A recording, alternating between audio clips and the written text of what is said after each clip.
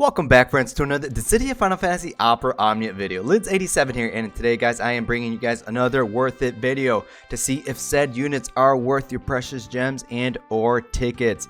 Before I get into it, though, friends, please remember to hit that like and subscribe button. So, guys, Final Fantasy VII Remake, who's been playing it? I love it. I've been streaming that all weekend long. It's great. It's amazing. Oh, I love what they do with it. I think I'm almost done.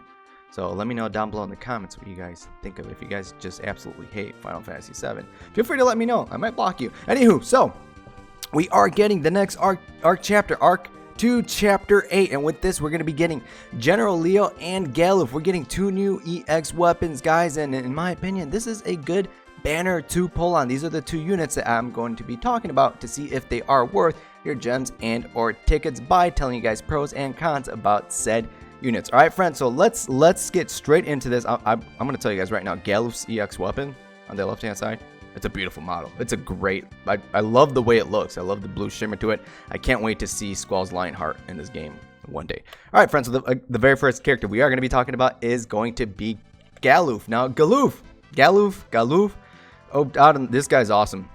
Something about him in this game that I just really like. I've never gotten far in Final Fantasy V at all, but I like the dude in this game a lot. So what he brings to the table, okay, his main thing, and if you're not familiar with this kit or from before, what he does, he is a party-wide, single-target cover evasion tank that counters and self-sustains. What does that mean? He covers for the party, he evades, and he will counter, right? Full counter. Sorry, 7 Deadly Sins reference. Anywho, but so with his standard kit, his base kit, with not including his EX weapon, he will evade single target physical attacks. Now, keep in mind that keyword there is single targets. He's not an AoE evader. He is a single target evader. This guy, you can cheese content with him. Put him on the same team with Edge. Yes, they do different things, but with Galuf's single target evade and Edge AoE evade, just time those properly. It's hilarious. It's great. Now, with his base EX being at 2 out of 3, he gets a unique buff called Soul of Dawn, which will grant himself 60% evade to everything. Now, this is great for him because now he can start dodging magic attacks, and he just can protect your party that much more from various types of attacks. Now, also at base 2 out of 3, his EX weapon, Soul of Dawn, it does give a party-wide brave damage reduction of 40%, so that's just another way of keeping the party alive. And this is more for the AoE attacks because he will evade single target attacks. So with AoE brave attacks, your party at least has that 40% brave damage reduction protection on them. Now, he does have some interesting crystal passives at 58 and 68. Both of these crystal passives will increase the party's attack by 20%, so 40%. That's a pretty good attack buff. His additional ability will recover 1 use of both of his abilities, just giving him that longevity. And if you guys have not seen it yet, if you guys are unaware, Galuf can solo Dimensions N number 5 with all the mannequins, the ones that we were struggling with before. I mean, if you didn't have Ferris and or Agrius on the team, he can solo this. You better have some good passes with him, and you might have to wait until the next summon board comes out just so he could dish out that much more damage. But he can solo it, and why would you put yourself through that insanity, I should say, well, so you can free up the other units that were used on there for potentially other dimensions, and especially if you're not really pulling for a lot of units, this will help free up units to clear some other dimensions and content, or complete, let's say complete perfect. There we go, better terminology. Now, some cons is that he cannot cover other allies during AoE enemy attacks. So again, he is primarily focused for the single target attacks. That's where he will excel at. AoE brave attacks, AoE attacks, that is not his deal. He'll evade for himself, but not for your other units. And in the future, in the near future, there will be bosses that have very high accuracy, so they can hit units and evade. I shouldn't just say Galuf, I should say units in entirety, because there are other units that will be able to evade also. But said bosses, like for example, like Alexander, can hit units while they're in evade. So they come and go, like they space them out evenly, so they're not gonna. You can bring Galuf to other content, but there are some where evaders just absolutely get shut down, and you really can't bring them. Now, EX Plus recommendations. Now, there's actually 2 recommendations depending on what you plan to do with them. Now, if you're just primarily using him just for the evader, for the protection, for the cover, for the cover for the rest of your team, leave him at EX plus 0 out of 3. That's all you want. If you want to invest in him at 2 out of 3, though, on his first turn, he will get no action delay, and there will be no increased turn count. So Galuf, just like a lot of the Final Fantasy V characters in this game, you have to use their abilities at least once to master their abilities, and they get upgraded versions of their abilities. So what the 2 out of 3 does is you could potentially cover for one of your other units, so his skill 1, or you could use Blade Block twice, but I would actually recommend holding on to that until you get closer to the boss fight because he has very low uses for that. So you want to cover and potentially Blade Block so he can start evading at least one allies, and then on the following turn you use cover plus, and then he gets that AoE cover for the whole team. Alright, now the second unit that we are going to be talking about is General Leo. This guy is good. I like him too. He's pretty much the updated Quistis.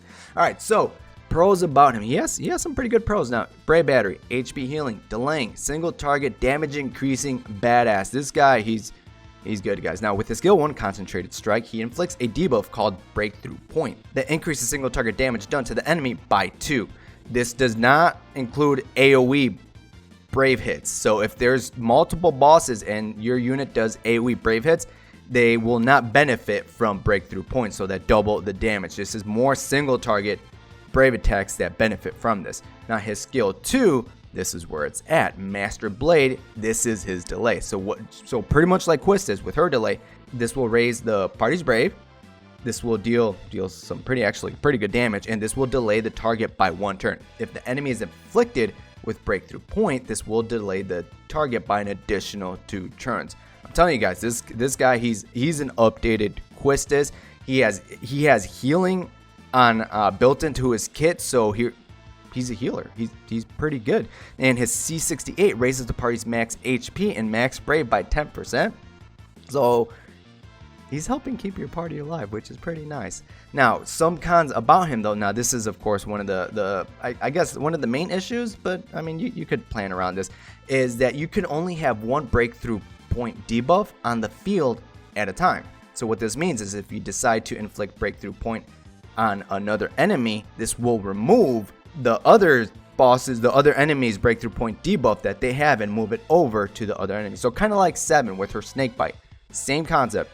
Now, his Breakthrough Point only works with single target Brave attacks. So if there are 2 bosses and you have a full comp of AoE Brave hits, you're going to miss out on a lot of that wonderful damage. Now, for his EX Plus recommendation, I was looking at it. I mean, of course, if you're going ham for this guy, purple him. Just purple the guy. But if you are hurting on resources and you are wondering if you guys should invest some ingots, I looked at his kit. My recommendation for him would be to leave him at EX Plus 1 out of 3 if you're hurting for ingots. Why? Because at EX Plus 0 out of 3, he gets a free skill use after using his EX ability. That's going to help him out with longevity. At EX Plus 1 out of 3, he gains access to his Brave Attack Plus Plus and HP Attack Plus Plus, which I actually do highly value. Alright friends, now we're at that part of the video. Are these units worth your tickets and gems? Now, because there are 2 new EX weapons on this banner, throw some tickets on this banner. Either EX weapon, you're not going to regret it. They are good units, friends. Now, gem-wise, you got to ask yourself, look at your roster and ask yourself this question. How much do you love Quistis? Okay, because if you could care less about Galuf, if you have Edge, for example, and you just don't like General Leo, but you prefer Quistis, she should be returning back in 3 months with Trey, another Final Fantasy Type 0 character, and that's when she gets her rework and EX Plus. So if you could hold out for 3 months, then perhaps you might be able to skip out on this banner. Again, that's if you are not interested in these units at all. Now, if you are looking at these units, honestly, in my opinion, they are definitely pity worthy, because if you guys were here when Quistis got her EX weapon with her delay, even before that with her delay, especially when Ultimate Trials first started, she really excelled as a friend support, as a delayer. With General Leo, it's going to be the same thing. He's an updated Quistis, but he has healing built into his kit, so you're not forced to bring another healer onto the team composition.